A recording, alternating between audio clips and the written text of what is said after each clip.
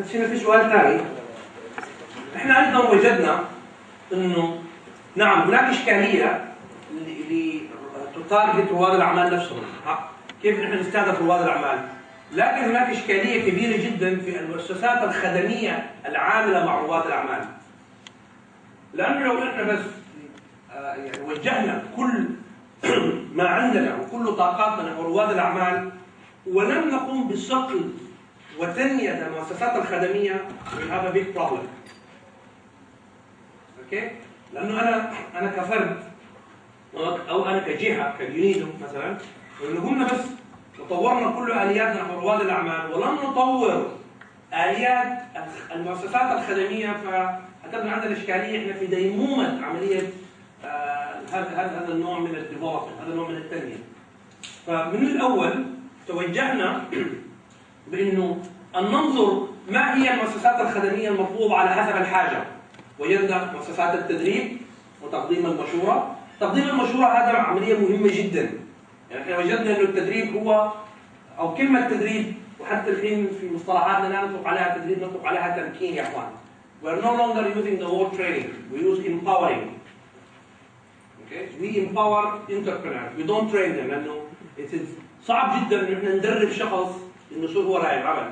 انا ادربه انه اصقل his capacity، بس انه انا ادربه انه to be an entrepreneur no I cannot do that، ما نقدر نعملها. هذه شيء موجود في الانسان، شيء كلنا عندنا روح رياديه بس ريلاتيفلي نسبيه من شخص الى اخر. كيف احنا ناخذ هذه الروح النسبيه الرياديه ونقويها في الشخص؟ فهذا ليس تدريب، هذا تمكين. We empower an entrepreneur. Okay?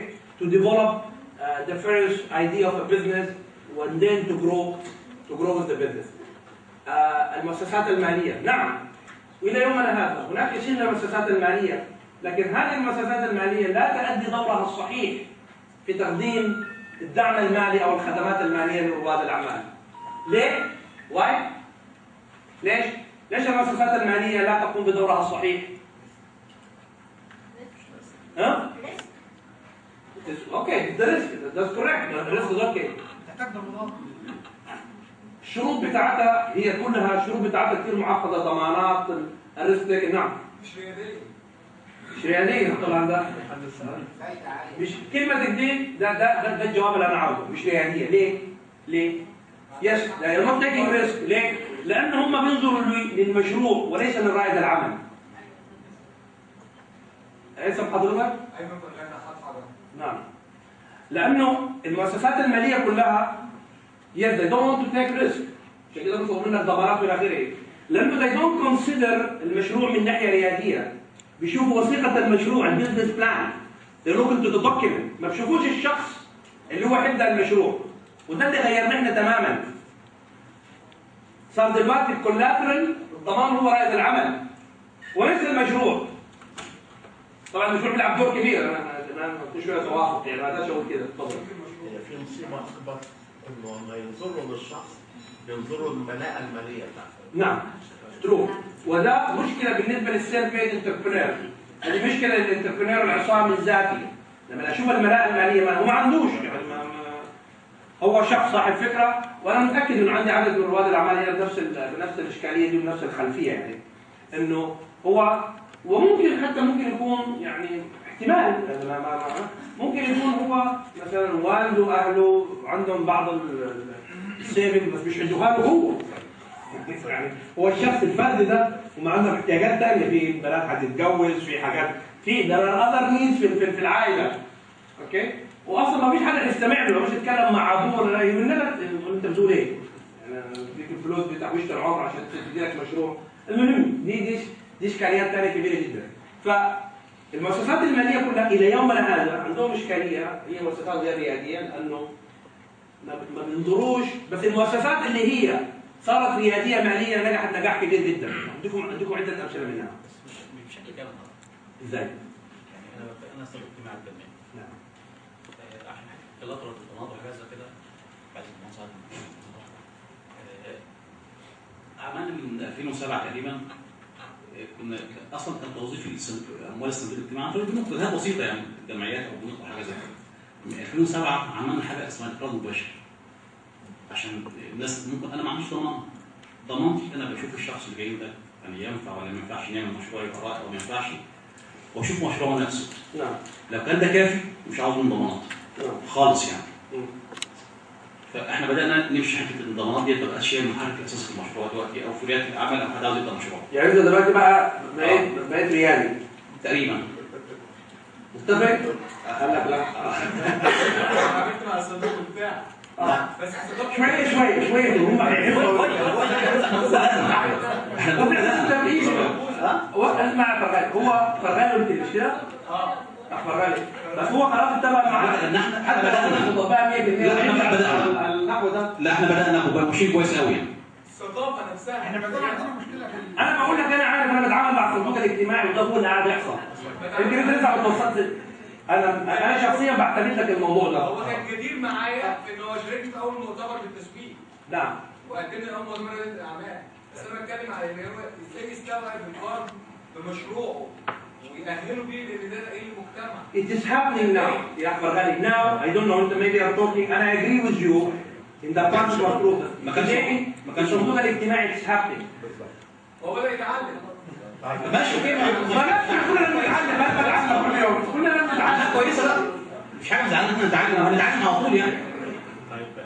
معلش مش عاوزين نحول الجلسه الى عشان كده انت بعت لك الى موضوع يعني او نتكلم في مشكله واحده ممكن ما تهمش كل الموجودين، فندي فرصه الدكتور يخلص البرزنتيشن في اخر الجلسه في ربع ساعه للحوار مع المنصه كلها عشان نقدر نتواصل يعني. كويس. بس انا هديك نشاط اليوم كله، انا هطلع لك الاسئله دي كلها والاجوبه وخلي الجماعه تشتغل اليوم كله. طيب. يمكن الاشكاليه بتاعتنا هي كانت المؤسسات الخدميه نفسها ورواد الاعمال. احنا الرود ماب خطه الطريق بالنسبه لرواد الاعمال بعد عندنا كانت واضحه. مع الاسوا واشتغلنا مع الاي ال او واشتغلنا مع الورد بانك، اشتغلنا مع المعهد الهندي لتدريب رواد الاعمال، مع الحكومه الايطاليه، مع الحكومه البريطانيه، عده جهات. and we have looked into what are the best practices, what are the problems، شو الاشكاليات اللي بتواجه تنميه رياده الاعمال في العالم كله. لما جينا تزومت على منطقتنا العربيه شفنا الجلوبال بيكتشر، شفنا الصوره في العالم كلها. وجينا احنا من منظور محلي كيف نطبق ونراجع نفسنا ونساعد المؤسسات الخدميه للشباب ومساعده الشباب نفسه. فانا بسرعه جدا what we did عملنا برنامج كامل متكامل، وهذا البرنامج الكامل المتكامل هو من 4 مراحل. المرحله الاولى اللي هي زي ما قلت هذا لو كنت if someone بيعرفنا من زمان thank you very much كله رواد اعمال طيب المرحله الاولى هي البريبريشن والامباورمنت. دي كنا في الماضي كنا لان احنا بنتعلم كنا وي يوز تو كول ات تريننج. هذا دلوقتي لنا اكثر من 2 أو 3 سنوات بنقول ات امباورنج، وهي المرحله الاولى اللي هي اتراكت فيها الشخص صاحب المشروع، الشخص اللي عنده حلم ايا كان. اوكي؟ ازاي انا ادخله انا في برامج انه يدخل معايا وابتدي انا انمي ثقافته الرياديه وانمي مهاراته الرياديه. ودي عمليه ذا بروسيس يعني ممكن نتكلم عنها في محاضرات ثانيه طبعا مش هنا، بس دي بتتم في المرحله دي. اوكي؟ وفي المرحله دي انا بديه نوع من الالقاء. كيف تقدر تعمل سelection of a project، how can you screen، كيف تقدر تعمل غربله مشاريع، اجيب قصص نجاح تبوستهم، لازم اجيب شباب اخرين they didn't، فبيجي السؤال بتاع why not me I can do it.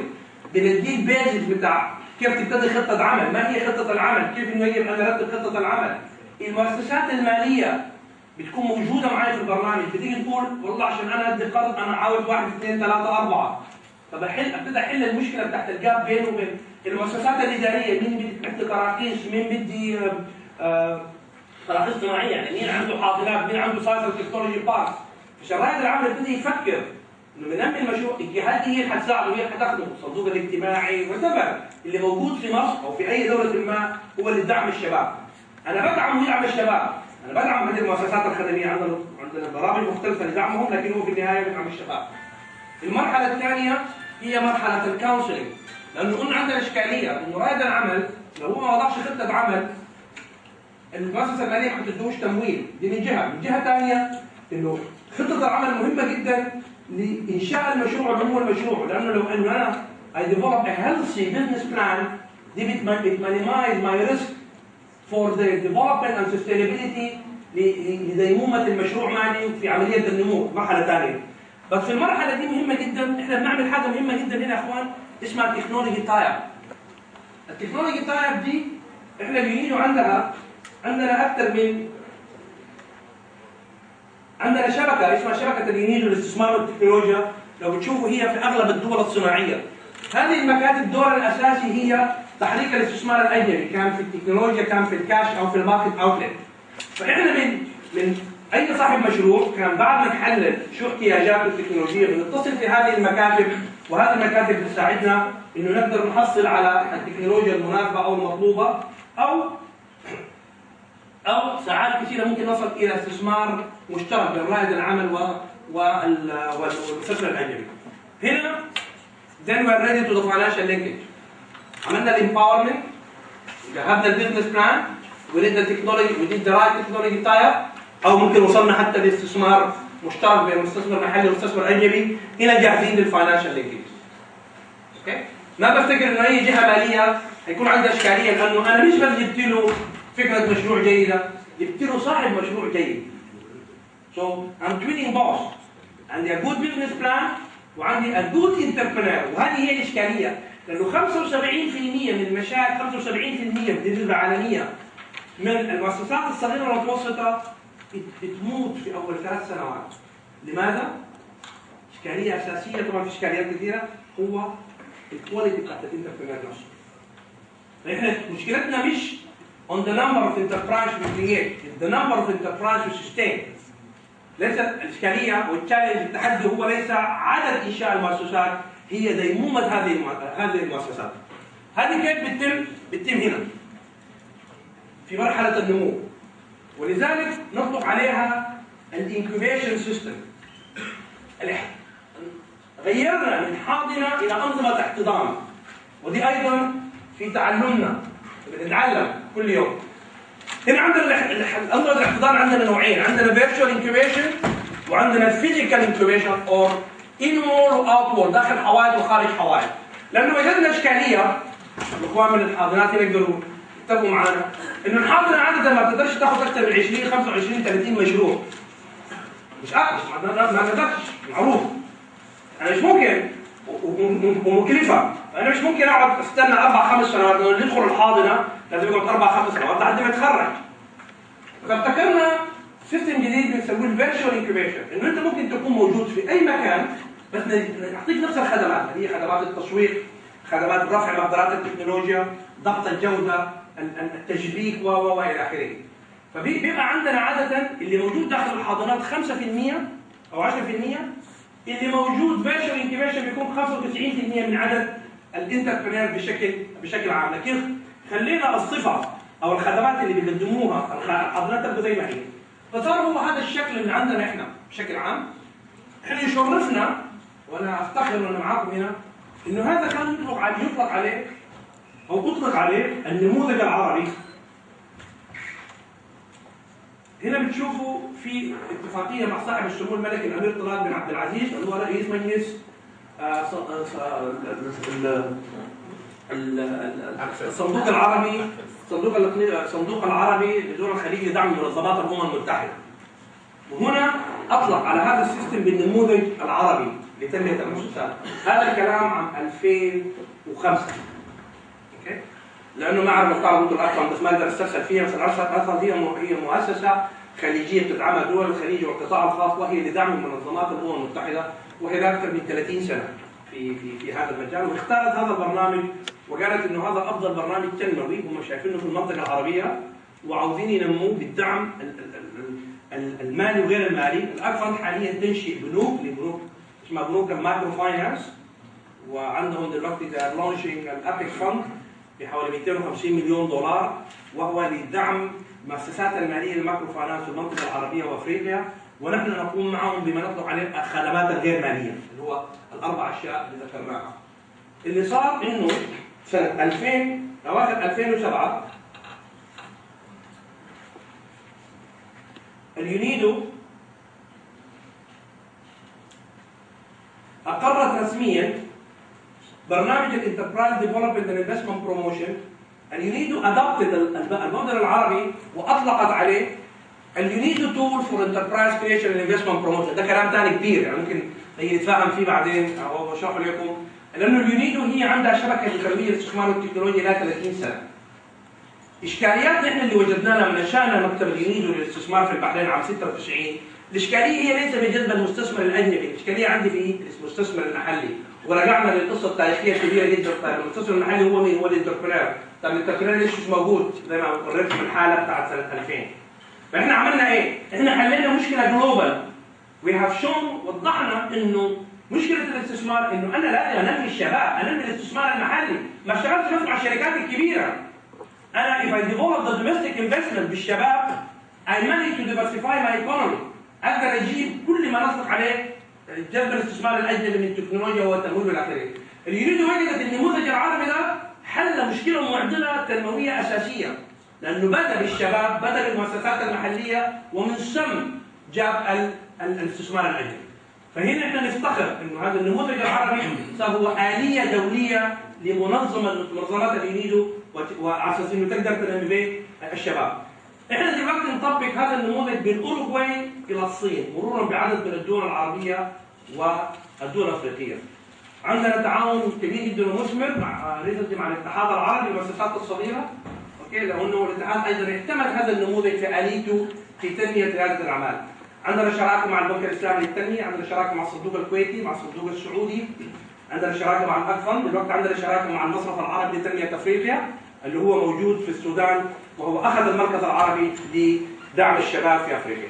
انا حوقف هنا لانه ممكن بعد ذلك الدسكشن من البريفنج نتكلم، لكن بس بسرعه جدا انا اعطيكم على سبيل المثال يعني ذكرتوا انتم انه في مثلا في مصر في 31 جهه تعمل لرواد الاعمال. احنا في البحرين عندنا هذا الانتربرنور على سبيل المثال، وعندنا امثله في ان شاء الله فاصل نجي نعمل نفس الشيء. كل هذه الجهات تعمل في الهاني كوم للانتربرنور. We manage to bring them all together. بنشكر دكتور هاشم حسين على يعني مش عاوز اقول محاضره او برزنتيشن، لكن مجموعه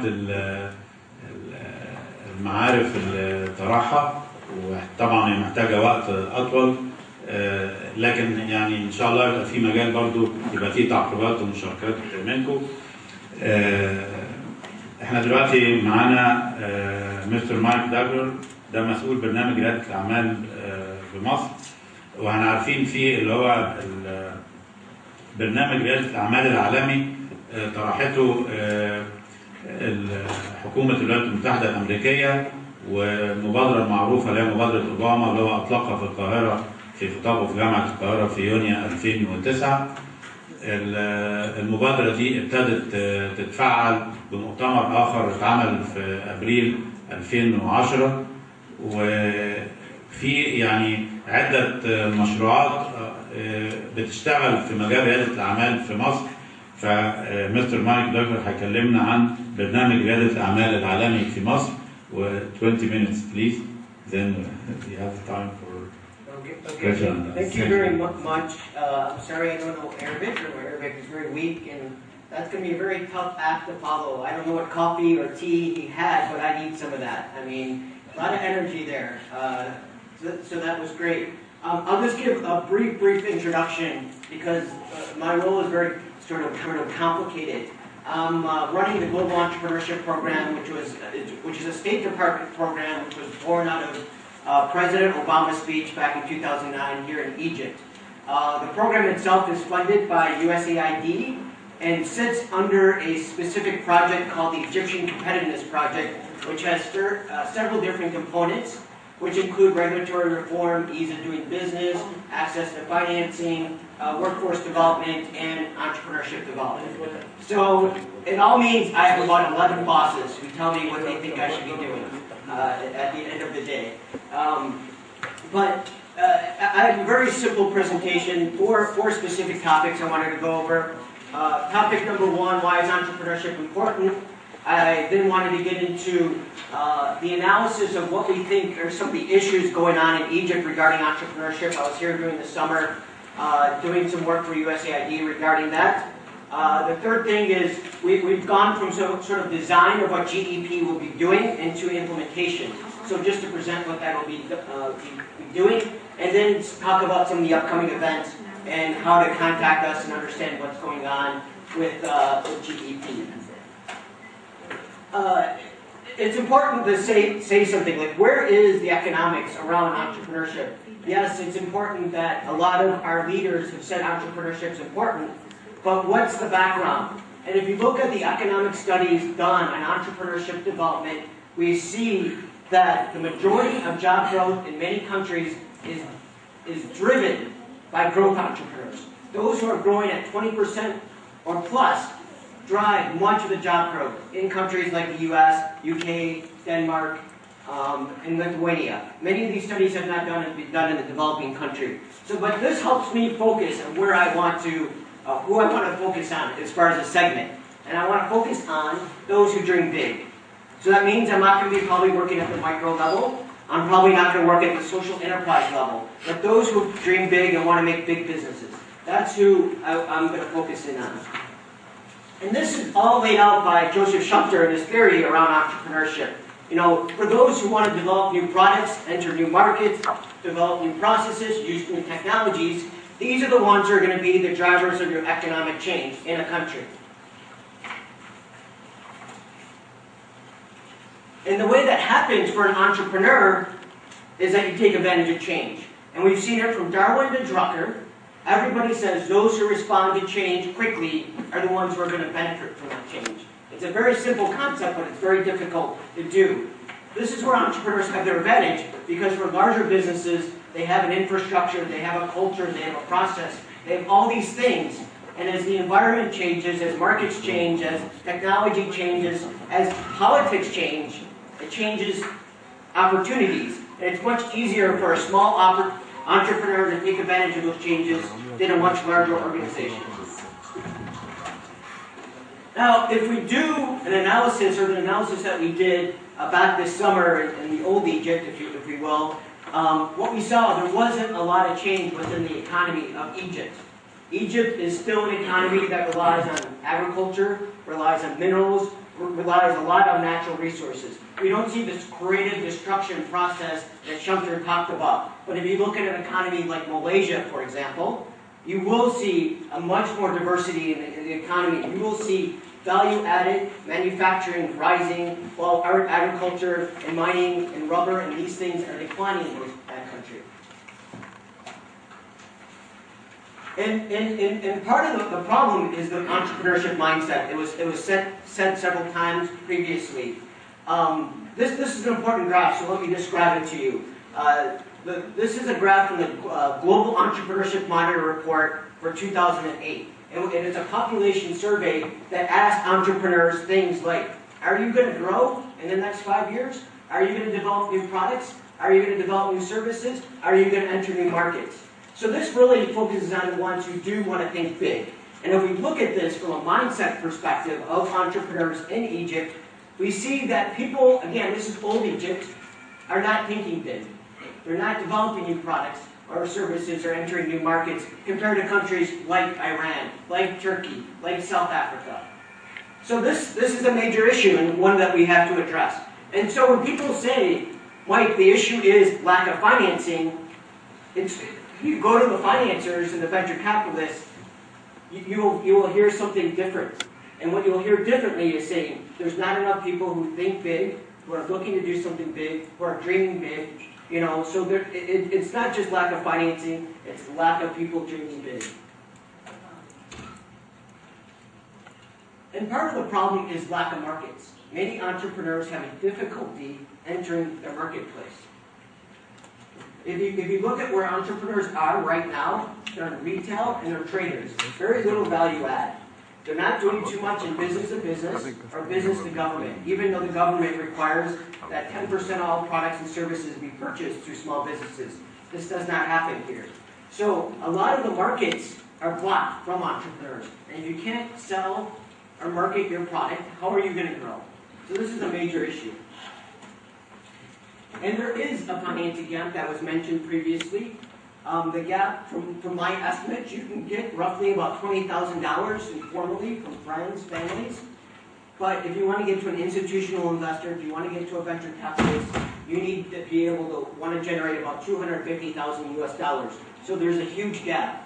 And traditionally, that gap is generated by angel investors. Angel investors are traditionally larger, rich individuals, usually entrepreneurs themselves working for a multinational corporation, who typically maybe are retired and want to invest into a small entrepreneur. In the United States, there's just as much money going in from angel investing as venture capital, but it affects almost 20 times as many entrepreneurs. So it's smaller amounts, and it provides the entrepreneur with a mentor investor at the same time.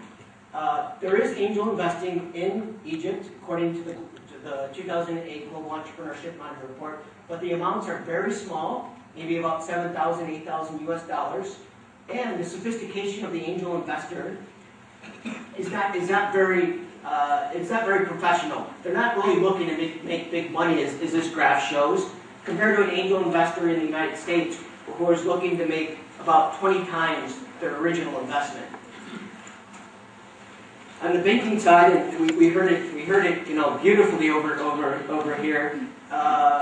Banking is a huge issue. The banks are not set up to lend to entrepreneurs. They have something called an SME banking center, but culturally, process-wise, most banks are not set up to deal with entrepreneurs. We also have difficulty with insolvency laws, and most banks, they want you to have assets. And if we look at the types of businesses we're talking about, service-based businesses, most service-based businesses don't have physical assets usually. On the entrepreneur side, we have another problem. They're not ready for banks. They have a bookkeeper who's not really a financial expert, so they don't understand how to fill out the applications. Oftentimes, entrepreneurs are hiding their money for tax purposes, so the banks really think the business is unprofitable, but in fact, it is very profitable. So there's this mismatch between what the banks are offering and what the entrepreneurs need. As far as activities and programs that are going on in entrepreneurship, and I heard the number, I think it was about 31 activities in Egypt, and even when I was here during the summer, the amount of activities has increased tremendously, which is very exciting. When we did sort of our